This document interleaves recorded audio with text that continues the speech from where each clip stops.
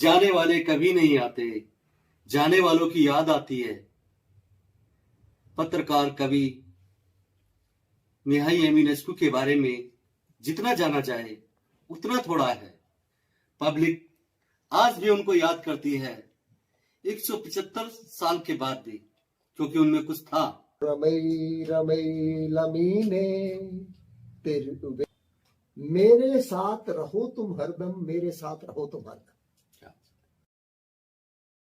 Romania के राष्ट्रीय महाकवि के 175वें जन्म दिवस का दिल्ली विश्वविद्यालय में आयोजन वरिष्ठ कवि, प्रसिद्ध पत्रकार और रोमानियन साहित्य के जाने माने विद्वान श्री अशोक कुमार त्यागी द्वारा उनकी अपनी संस्था Indo Romanian cultural association Delhi के तत्वाधान में रोमानिया के राष्ट्रीय कवि मिहाई एमिनेस्कू का 175वां जन्म दिवस दिल्ली विश्वविद्यालय के गेस्ट हाउस में बड़ी धूमधाम से मनाया गया।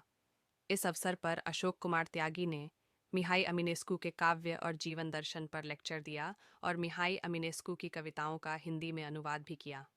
इस अवसर पर रोमानिया दूतावास की महामहिम second secretary madam Ruxandra Cionelia, professor D.S. Kulshreshtha, professor Mini Sahni, professor Rupen Majumdar, doctor Pratibha Bhattacharya, Ravindra Kumar, professor Ramesh Kumar, doctor Kush सहित कई जानी मानी हस्तियां विशेष रूप से मौजूद रहीं। So he's feeling something wrong is going to happen. So quotation: "You lamb," he's talking. The shepherd is talking to the lamb. "You lamb, double grey, muslin black and grey. By 3 full days have passed. You bleat loud and fast. Don't you like this grass? Are you too sick to eat, little lamb so sweet?" Lamb is replying, "Oh my master dear, drive the flock out near to that field, dark to view, where the grass grows new, where there's shade for you. Master dear, call a large hound here, a fierce one and fearless, strong and loyal, fearless. The Transylvanian and the Frankian, when the daylight is through, mean to murder you." The sheep is talking. "Lamb," and he's replying back, "Lamb, my dear little you, if this omen's true, if I'm doomed to death on this tract of heath, tell the Frankian and Transylvanian to let my bones lie somewhere here, close by. Let the sheepfold here, so my flocks are near, back of my hut's grounds, so I'll hear my hounds. Tell them what I say." There beside me lay one small pipe of beech with the soft, sweet speech. One small pipe of bone with its loving tone. One of elder wood, fierce-tongued and good. Then the winds that blow would play on them so. On my listening, sheep would draw near and weep. Tears, no blood so deep. How I met my death. Tell them not a breath. Say I could not tarry. I have got to marry a princess. My bride is the whole world's bride. At my wedding, tell how a bright star fell. Sun and moon came down to hold my bridal crown.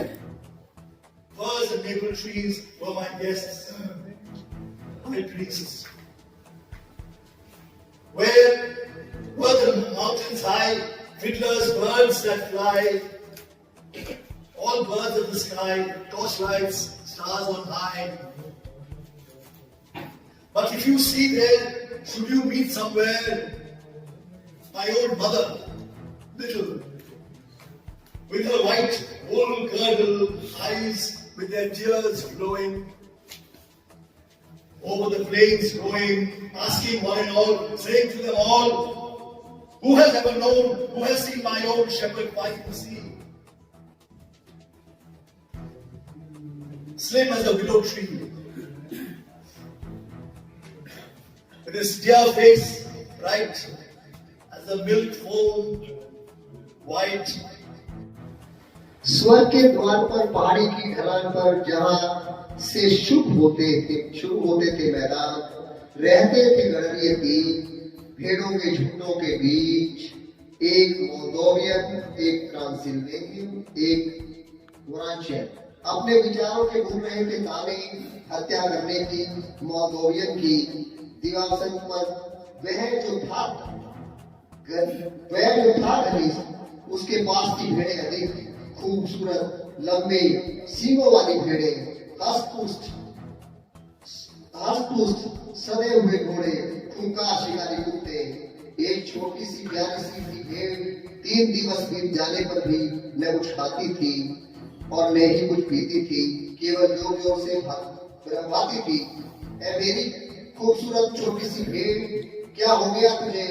बीत जाने पर भी दिवस 3 ना तो कुछ खाती है और ना ही कुछ पीती, केवल रंभाती है। क्या तुझे अच्छी नहीं लगती है ये घास? क्यों तू रूठी है इतनी, कुछ खा ही नहीं रही सकती? मेरी प्यारी प्यारी छोटी सी भेड़, कुछ तो मुझे बता ऐ मेरे प्यारे मालिक।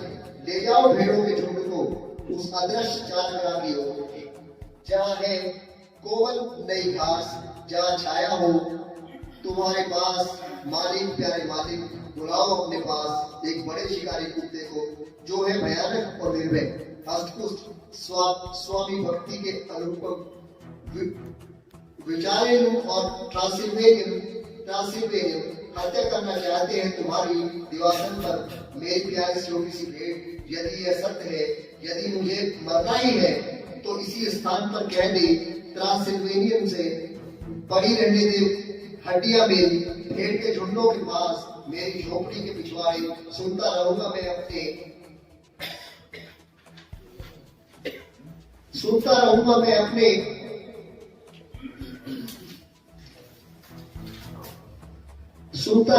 अपने शिकारी कुत्तों को, कहना उनसे जो मैं कहता हूँ। मेरे पास पड़ी है छोटी सी बांसुरी, कोमल मधुर सुर के अक्षरों वाली एक छोटी बांसुरी, प्रेम सुन वाली एक बड़ी बांसुरी, कुछ अच्छे अक्षरों वाली। हवा जब चलेगी वह बांसुरी बजेगी, सुनने आएंगी सभी भेड़ें, पास आएगी, रोएंगी, आंसू बहाएगी। मेरी मृत्यु कैसे आई न बताना उन्हें एक अक्षर भी।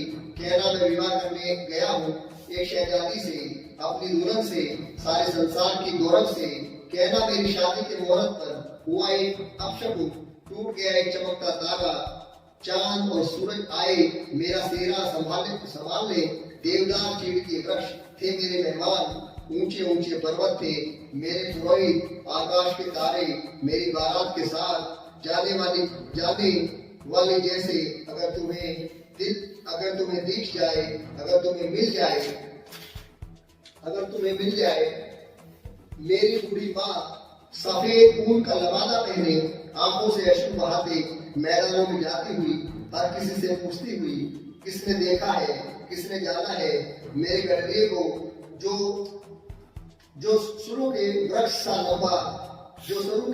लंबा, जिसका प्यारा चेहरा दूध सा सफेद है, छोटी छोटी मूछों वाला, प्यारे प्यारे आंखों वाला, स्वप्निल आंखों वाला।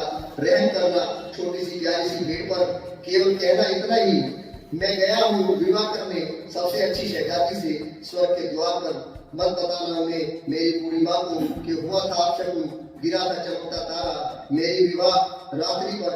देवदार चीड़ के पेड़ थे मेरे मेहमान, पुरोहित थे मेरे ऊंचे ऊंचे पर्वत, पक्षी थे आकाश के Tarak. The translation is a redelivery of poetic inspirations. It is a redelivery of poetic inspirations, not just merely copy of it. अगर टहनियां शिदा,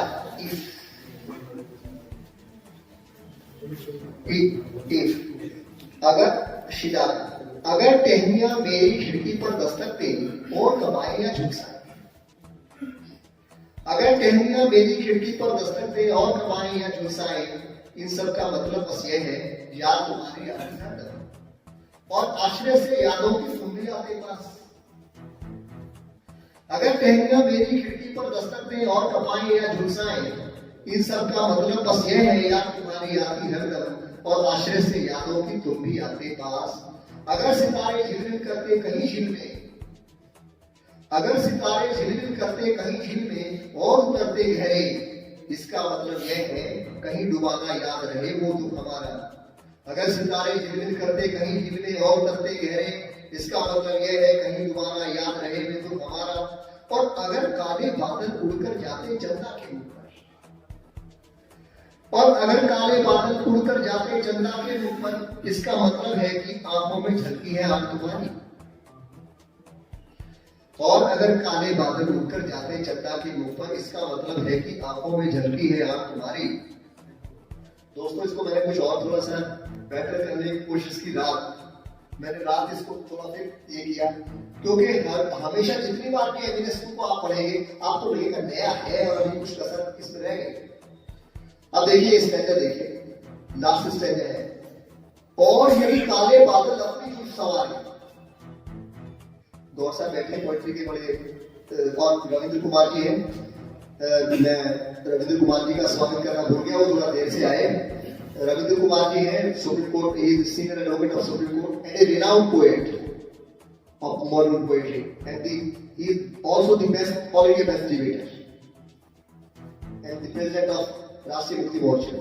He filed a number of public interest litigations. He is a very popular person. तो रविंद्र कुमार जी, और ये भी अगर कुछ कसर रहेगा तो बताइए। और यदि काले बादल अपनी जो सवारे, चांद का मुखड़ा चमक रहा है, उज्जवल प्रतिबिंब पसारे। और यदि काले बादल अपनी जो सवारे, चांद का मुखड़ा चमक रहा है, उज्जवल प्रतिबिंब पसारे, मेरे मन की व्याकुलता को बारंबार बताए। This is the last stage. Now the another poem, translation, another translation, the last translation, I should say, but not the less of course. मेरे साथ और amen. Let me bring 2-3 lines in Romanian also for your, just for your taste. O rămâi la mine, te iubești atât de mult, ale tale doruri toate, numai eu știu să le ascult. This is okay. मेरे साथ रहो तुम हरदम, मेरे साथ रहो तुम हरदम। तो मेरे साथ रहो तुम हरदम, मेरे साथ रहो तुम हरदम, तुमसे मैं इतना करता हूं प्यार, मैं ही समझ सकता हूं तुम्हारी हर कामना, तुम्हारी हर दरकार। छायाओं के अंधियारे में तुम आते हो भेष बदलकर राजकुमार सा, जो काले और शांत नयन से पानी को देता निर्देश।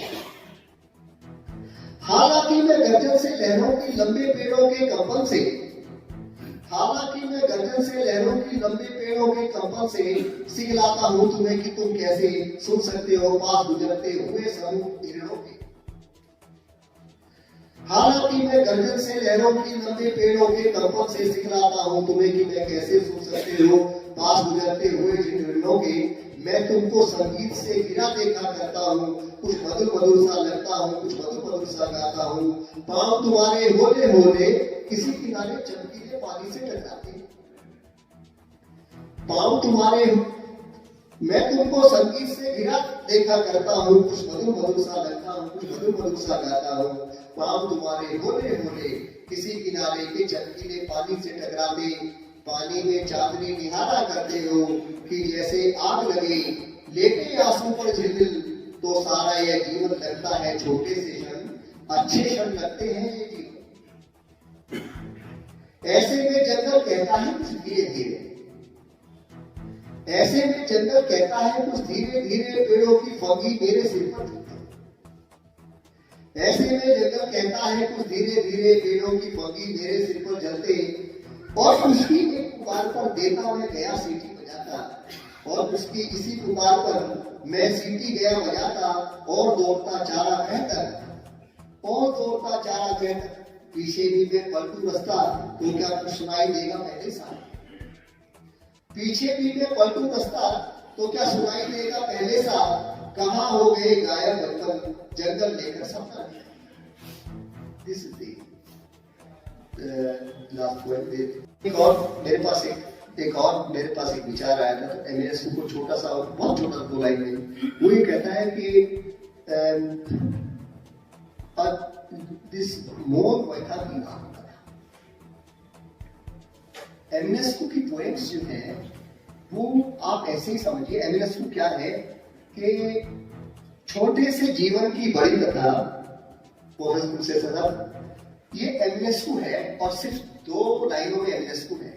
उसका एक चित्र अंकित मैं आपके सामने करूं। छोटे से जीवन की बड़ी कथा, चिरमोर वैथा की आप कथा।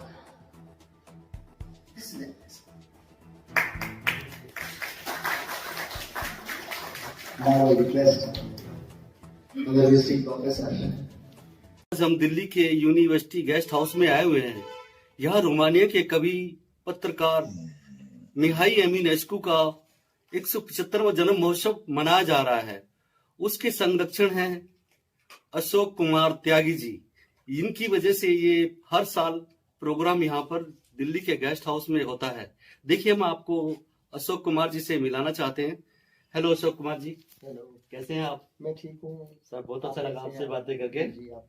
अच्छा सर, जो मिहाई एमिनेस्कू जी हैं, इनकी जो कविताएं हैं, एक कविता आप हमें सुना सकते हैं और रोमानिया लैंग्वेज में सुनाइएगा तो अच्छा लगेगा। मैं आपको एक उनकी कविता का एक पैराग्राफ रोमानियन भाषा में सुनाऊंगा, ताकि जस्ट एक आपको टेस्ट के लिए कि रोमानियन भाषा आपको कैसी लग रही है। उसका एक टेस्ट के लिए मैं सुनाऊंगा आपको, फिर उसका हिंदी में आपको अनुवाद जी कविता का। तो एक कविता है उनकी। ओ रमई रमई लमीने तेरुवेश्क आती देमून आले ताले दोरू रित्वाते नुमयस्तिव साले स्कूल। ये कविता है उनकी, और इस कविता को आप अगर हिंदी अच्छा सर, हाँ, इसका हिंदी में भी मैं आपको बोलना चाह रहा सर। इसका ये कविता थी जिसका टाइटल था, शीर्षक था ओ रमई। ओ रमई का मतलब होता है कि भाई, और इसका जो स्टैंजा है तो वो मैं आपको हिंदी में उसका बताता हूँ, अनुवाद करता हूँ। और अनुवाद करते वक्त शब्दों का अनुवाद नहीं होना चाहिए, अनुवाद होना चाहिए अर्थ का, क्या कहना चाहते हैं, भावों का अनुवाद, भावों का होना चाहिए। मेरे साथ रहो तुम हरदम, मेरे साथ रहो तुम हरदम, मेरे साथ रहो तुम हरदम, मेरे साथ रहो तुम हरदम, तुम्हें मैं इतना करता हूँ प्यार, मैं ही समझ सकता हूँ हर कामना तुम्हारी, तुम्हारी हर दरकार, मेरे साथ रहो तुम हरदम, मेरे साथ रहो तुम हरदम। और रमई रमई लमीने पे युवेश आतिथ्य मूल आले ताले दोरू रित्वाते नुमयस्ति उसाले स्कूल। क्या बात सर, रोमानी में बहुत अच्छी लगी सर, लैंग्वेज में समझ में तो नहीं आई लेकिन अच्छी बहुत लगी। हिंदी में अनुवाद हुआ तो पता लगा। एक मैं आपको एक छोटी सी, हाँ, और कविता जो फेमस है, एक छोटी सी कविता मैं आपको सुनाता हूँ। एक छोटी सी कविता उनकी है, शिदाका। अच्छा जी। शिदाका रामुरी बातिन जाम शीशे कुत्रे मोर प्लोपी एका मिनते सत्याम शिंचे सात्या प्रोपी। अच्छा सर, हिंदी में अनुवाद कीजिए सर इसका अनुवाद हिंदी में है। ये कहता है कि शिदाका का मतलब होता है इफ, अगर। अच्छा जी, शिदाका का मतलब अगर टहनियां मेरी खिड़की पर दस्तक दे। क्या बात है। अगर टहनियां मेरी खिड़की पर दस्तक दें और कपाए या झुलसाए। क्या बात है।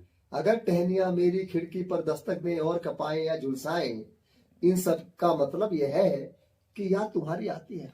क्या बात है। इन सब का मतलब बस यह है, याद तुम्हारी आती हरदम, और आश्रय से यादों की तुम भी आते पास। क्या बात।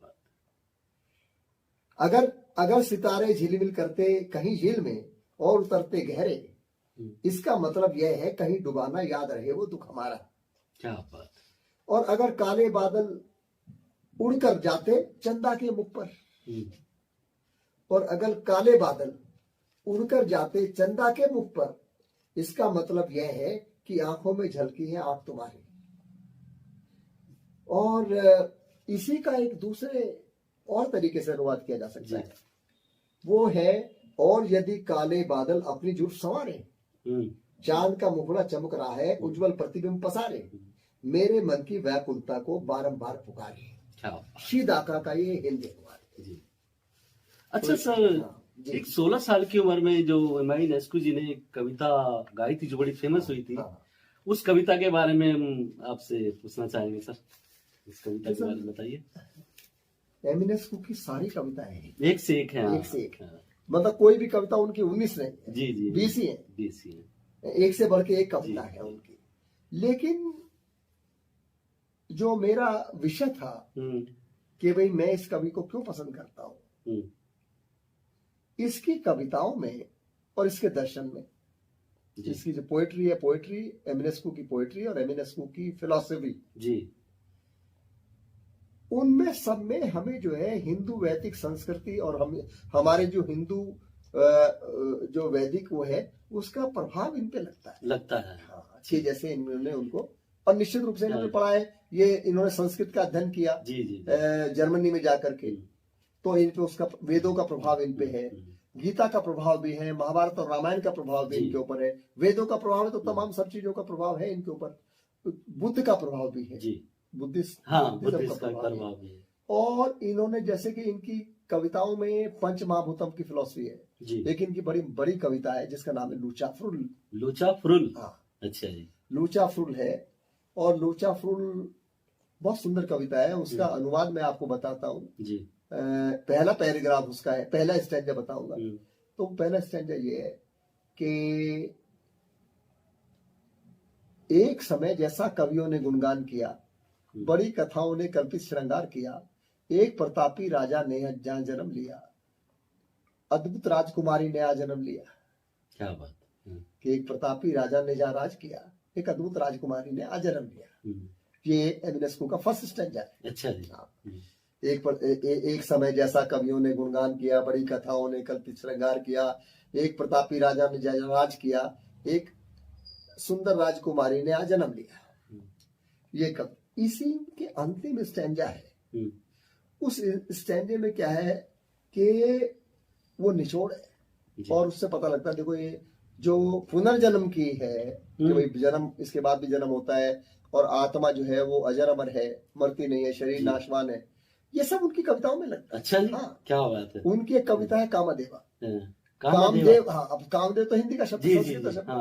उन्होंने कैसे, उनका शीर्षक ही कविता का कामदेव जी। तो कामदेवा जैसे एक टाइटल है उनका।